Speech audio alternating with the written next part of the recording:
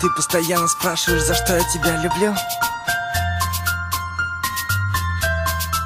За то, что ты красивая, милая, дивная, сильная, скромная, яркая, нежная, честная, стильная, добрая, веселая, самая лучшая, страстная, стройная, божественно, женственно, неотразимая, модная. Да, я не тот герой с новинок кино. Я такой же, как все, просто люблю тебя сильно.